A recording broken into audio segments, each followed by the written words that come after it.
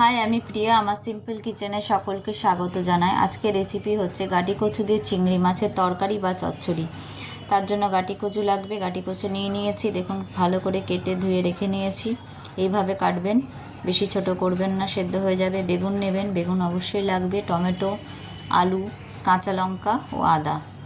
এছাড়াও লাগবে হচ্ছে নুন, ধনের গুঁড়ো, জিরের গুঁড়ো, চিনি, চিংড়ি, হলুদ, লঙ্কার গুঁড়ো।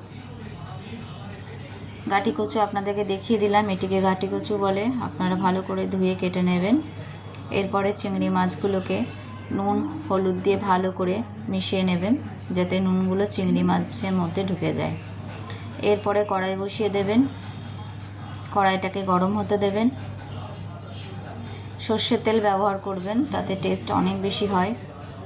সর্ষের তেলটা গরম হয়ে গেলে এরপর চিংড়ি মাছগুলো আস্তে আস্তে ছেড়ে দেবেন। চিংড়ি মাছগুলো ভাজা হয়ে গেলে একটা পাত্রের মধ্যে তুলে রেখে দেবেন।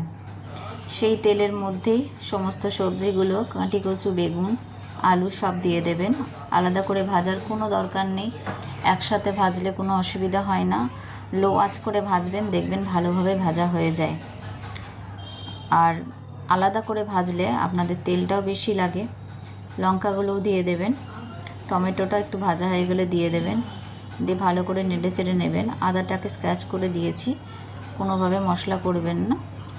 এইভাবে কষে নেওয়ার পরে হলুদ ও নুন পরিমাণ মতন দিয়ে দেবেন, যতটা সবজি থাকবে সেই অনুযায়ী দেবেন। লাস্টে দেবেন জিরের গুঁড়ো ও ধনের গুঁড়ো। সেইগুলোকে ভালো করে নেড়ে চেড়ে নেবেন, কষতে দেবেন যাতে কষা গন্ধ না বেরোয়। লঙ্কার গুঁড়ো দিয়ে দেবেন, ঝাল আপনাদের পছন্দ মতন। গরম জল করে দিয়ে দেবেন সেদ্ধ হওয়ার জন্য। একটু সেদ্ধ হয়ে গেলে চিংড়ি মাছগুলো দিয়ে দেবেন, ও সেদ্ধ হওয়ার পরে একটু চিনি দিয়ে দেবেন। ঝাল মিষ্টি খেতে ভালো হয়। দেখুন খুব সুন্দর হয়েছে। গরম ভাতের সাথে অবশ্যই খেয়ে দেখবেন, আমাকে জানাবেন কেমন হয়েছে। আমার ভিডিও যদি রান্নার ভালো লাগে আপনারা অবশ্যই সাবস্ক্রাইব করুন, লাইক করুন, এবং অন্য কিছু যদি দেখতে চান অবশ্যই আমাকে জানাবেন।